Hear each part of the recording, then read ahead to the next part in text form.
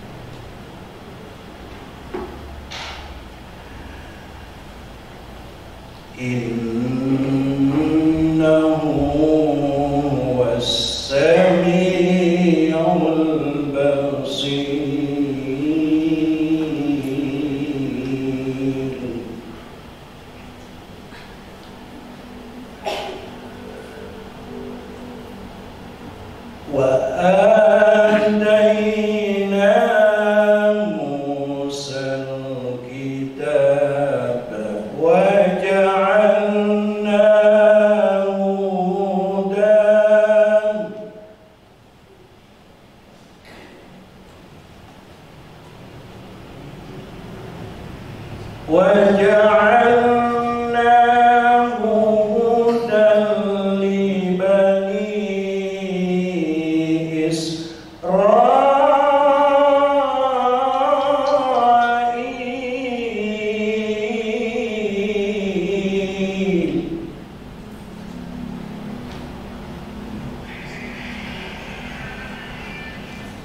هدى لبني إسرائيل ألا تتخذوا من دوني وكيلا صدق الله العظيم. Assalamualaikum warahmatullahi wabarakatuh. Assalamualaikum warahmatullahi wabarakatuh. Bismillahirrahmanirrahim. Yang saya hormati, kasih, kasuhan, Ibu Bapak, Madrasah, Bapak Ibu Wajawas, Wajawas.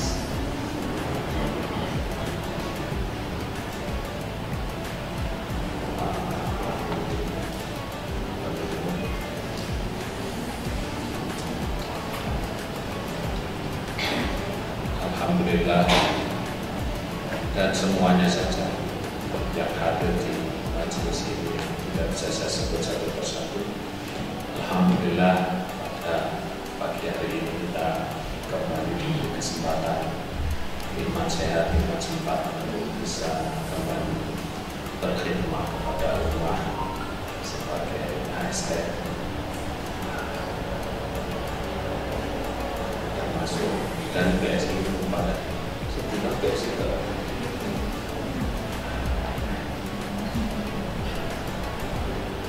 mitranya akhir BSI itu serta kaya kok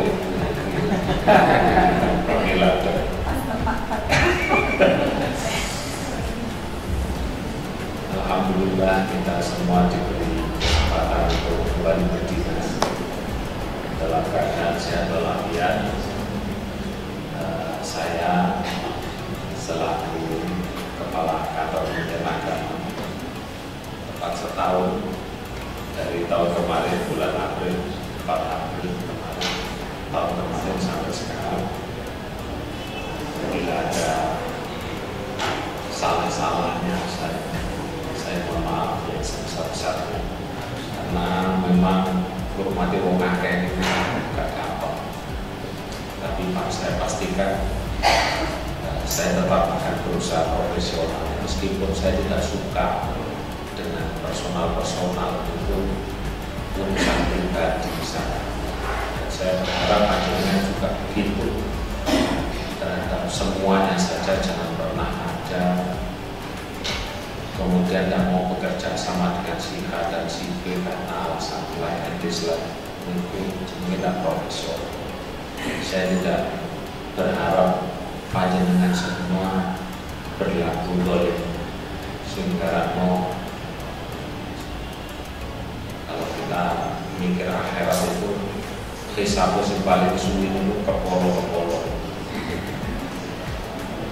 Hisabnya lebih banyak karena harus menjaga keadilan, harus menjaga kepentingan semua. Karenanya saya mohon maaf sebesar-besarnya kepada panjenengan semua karena nafahak ridho itu mu'allaqun bihaqil adam ibnil adam. Hak ridho Allah itu digantungkan kepada ridhonya, kepada pemenuhan kita terhadap hak sesama. Makanya saya termasuk orang yang paling khawatir kalau mengkonsumsi hak milik orang lain. Makanya saya berusaha sekuat tenaga lebih baik baik saya berkorban daripada saya harus mengorbankan panjenengan. Karena ini mau nikmatnya dunia ini sementara. Bapak Ibu sekalian yang saya hormati, ini saja nih kalau kakak ingin memberi hikmah, karena sejak kemarin saya belum tidur, jadi perjalanan pulang kemarin tidak bisa tidur sampai subuh. Tapi ada hal menarik yang disampaikan oleh Pak Kodir ini spesial. Biasanya kalau kiroah halal bihalal itu bahasa ulama kiro biasanya ini subhanallah ya, jadi sobirotan mana. Tapi ini ada hal penting yang perlu kita pahami bersama dari ayat yang dibaca tadi, kalimat subhanallahi asra bi abdi. Kenapa kalimat itu menggunakan kalimat abdul? Kenapa kok tidak asra bi nabi? Kenapa kok tidak asra bi rasuli? Tetapi asra bi abdi. Ini suatu pilihan ayat yang dimilih Pak Kodir ini luar biasa.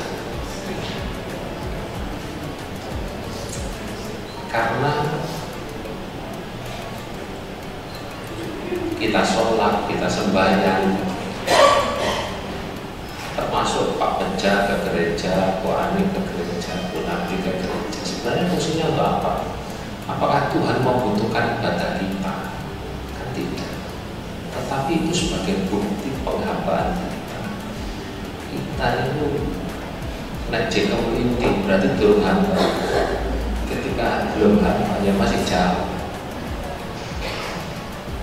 Siapa orang terdekat Pak Presiden? Bukan menteri, tetapi ajudan sebagai ngurusi sembarang abadi.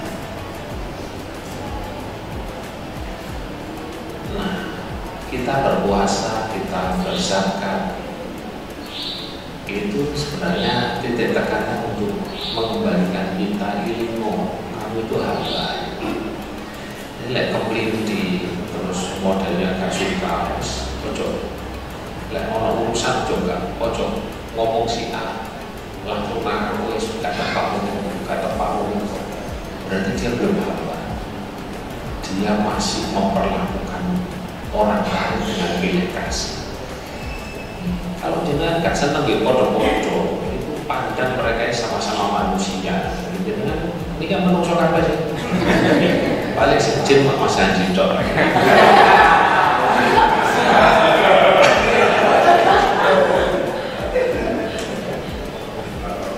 Nah, artinya ini selaras apa yang disampaikan oleh Mas Pak Kodir ini tadi dengan satu buku yang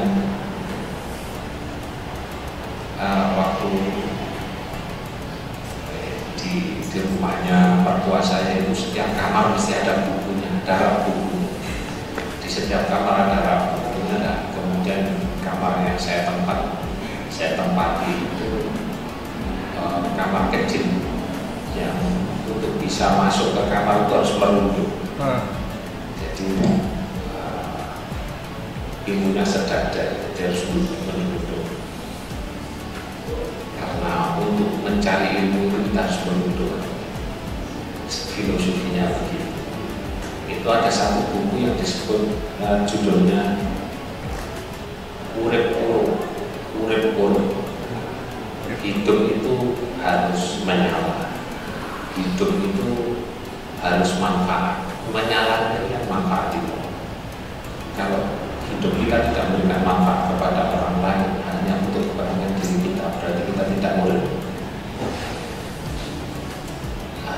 Buku itu menceritakan sebenarnya ujian terhadap Profesor Peter Profesor Peter ini seorang peneliti dari Universitas Oxford kalau tidak salah. Dia yang menemukan bahwa Pangeran Diponegoro itu berperan itu untuk pembelaan rakyat, bukan untuk jabatan. Nah, sementara di buku sejarah kita rata-rata karena tidak dijadikan raja, kemudian dia melakukan pemberontakan. Karena Pangeran Diponegoro ini dirawat oleh Ratu Ageng, yang salah satu kalimatnya saya kirim di celoteh Ramadan. Kalimatnya sungguh indah. Ratu Ageng ini punya pesantren itu di Tegalrejo. Kemudian dia mendidik Pangeran Diponegoro. Pada saat anaknya Ratu Ageng itu jadi sultan, dia mengatakan, wahai sultan, mungkin kamu menganggap hidupku berat, bahasa kasarnya begitu. Ngeruat-ngeruat jenengan ya dalam pulang melok kusi ruat-ruat. Kalau panganan kayak mampu aja berarti berhitung lagi sumber itu atau macam-macam lagi. Kasuai selalu itu, pas lagi.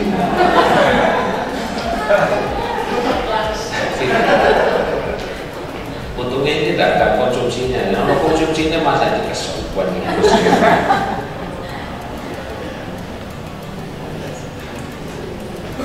Beliau juga mengatakan begitu. Jadi beliau dalam tesisnya Profesor Peter ini dia memberikan tesis bahwa Pangeran Diponegoro itu tidak mungkin hubul jah, cinta pangkat itu tidak mungkin, karena yang mendidik adalah Ratu Ageng. Yang Ratu Ageng ini menjauhkan diri dari kehidupan kerajaan jauh di Tegalrejo Magelang. Kemudian satu pesan pada saat anaknya Sultan yang kedua, Hamengkubuwono II menjadi Raja Mataram, dia mengingatkan bahwa wahai Sultan, kamu jangan enak-enakan jadi pemimpin. Pada saat kamu mati, kamu tetap tidak ada bedanya dengan jokes. Kamu akan kain kafan dan kamu akan menjadi pakai. Maka hiduplah sederhana, hiduplah sebelum kamu merasa terpukul menjadi jomos, merasa terpukul menjadi jomos. Hiduplah jomos terus, dan itu persis dengan subhanalladzi asra bi abdi. Jomos itu ya abdi. Bagaimana kemudian kita melayani umat itu secara baik. Jadi saya berharap Bapak Ibu sekalian, ya biasa, gak senang besi biasa, tapi jangan sampai kemudian dimasukkan ke dalam hati terus dijadikan gaya hidup. Itu namanya tidak profesional. Kadang-kadang pulau ngikir ketemu dengan Mas, tak contohnya masih ayam sini jelas-jelas gak mau latihan. Kok sampai tak ilokno terus kok mari kurang ajar misalnya. Aku nambah dari bos. Contohnya Mas saya bolak-balik setiap kali di pulau bergetar dengan kawan-kawan itu, Mas saya bilang, Mas sama harus mengorbankan telinga sama untuk saya marah. Jadi saya luapkan amarah itu kepada Mas saya. Mas saya ya guyu-guyu gitu biasa. Kan biasa dia itu belum komentar atau komentar. Maka yang saya jadikan korban dia, ya untuk sekedar untuk menjaga saya ini jangan sampai memunculkan kebencian. Kadang-kadang kita gergetan itu ya itu. Ustaz, mati ini cukup ngono ae. Wallahi saya besok pada hadapan Allah. Kalau bisa untungin nangis dengan Gusti Allah mesti ada mungkin.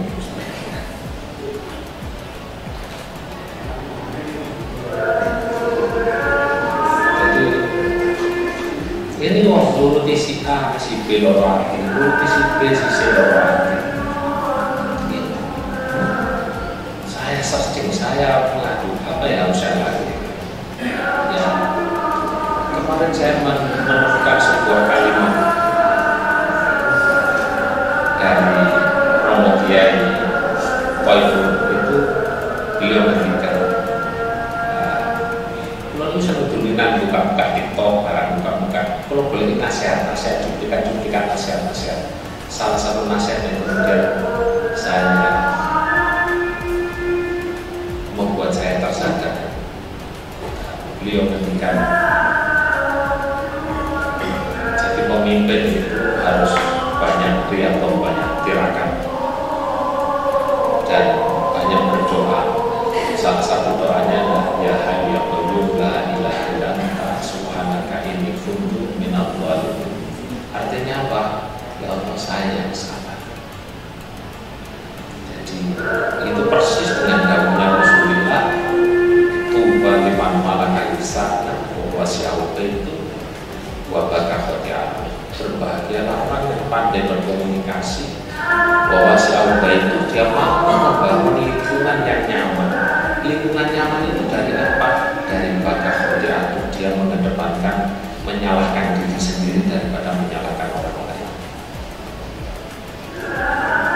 Dalam kitab Tarikh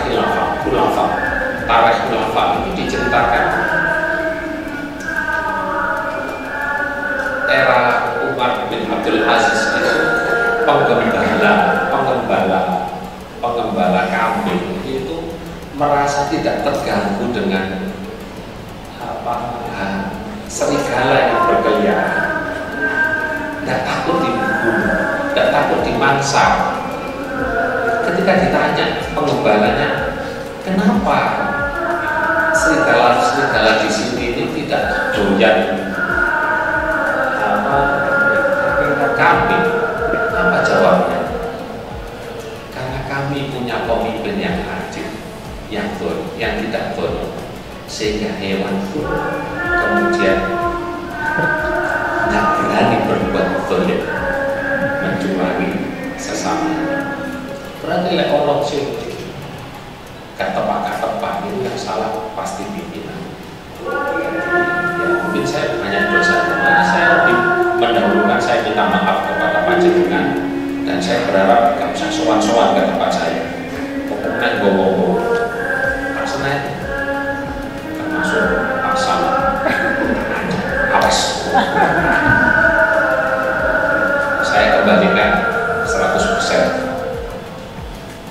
Kudune itu sing sedekah niku pimpinane, cuma pimpinane ini masalah yo gak pada Rasulullah. Rasulullah itu sedekah. Karena sedekah juga harus sesuatu yang halal. Tidak boleh kita menghalalkan segala cara untuk agar kita ini dianggap orang yang lemah. Ini mau dolim. Kepala madrasah ini, kepala kantor kepala siapa duit untuk uji. Kalau kemudian mengambil dari sesuatu yang tidak benar, itu dia benar bukan menyenangkan saya, tapi racun. Makanya bisa daripada racun yang kau berikan, cukuplah senyum yang kau berikan.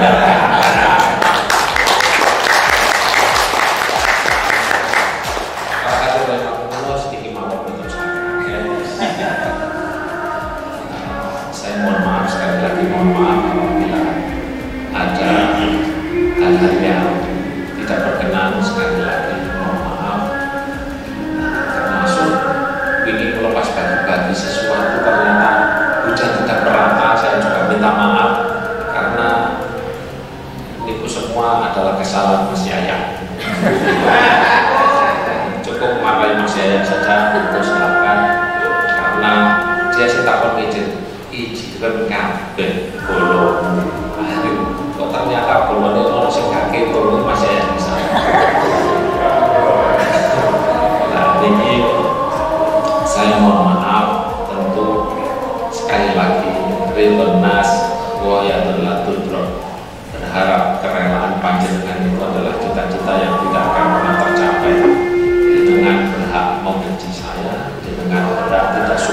saya. Tetapi satu hal yang harus kita profesional dalam pekerjaan, jangan pernah Anda itu mengatakan kucilkan orang ini, jangan kerjasama dengan ini.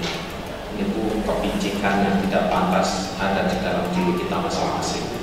Ayo kita sama-sama bekerja sama, bergandeng tangan. Kita lihat sisi baiknya, jangan lihat sisi buruknya. Kotoran itu kambing, kotoran sapi yang menjijikan itu, pada saat dilihat sisi baiknya, dia ternyata bisa diolah menjadi biogas. Apalagi dengan bukan kotoran, dengan manusia punya kebaikan melebihi daripada keburukan. Dan saya yakin selama kita mau berupaya untuk melihat sisi baik masing-masing dari kita, kita akan bisa mewujudkan semua kebaikan-kebaikan yang kita. Assalamualaikum warahmatullahi wabarakatuh. Waalaikumsalam warahmatullahi wabarakatuh. Bapak Ibu rahmatullah, mari kita berdoa dan memohon kepada Allah Subhanahu wa taala. Yang pertama, mudah-mudahan semua amal ibadah kita di bulan Ramadan diterima oleh Allah Subhanahu wa taala. Amin. Semua dosa-dosa kita diampunkan oleh Allah. Mudah-mudahan kita selalu diberi kemudahan dalam segala halnya, diberi kemudahan dalam pekerjaan kita, diberi kemudahan untuk berziarah ke Makkah Madinah. Selanjutnya izinkan kami berdoa secara Islam untuk Bapak Ibu yang beragama lain bisa menyesuaikan. A'udzubillahi minasyaitonirrajim. Bismillahirrahmanirrahim. Alhamdulillahirabbil alamin.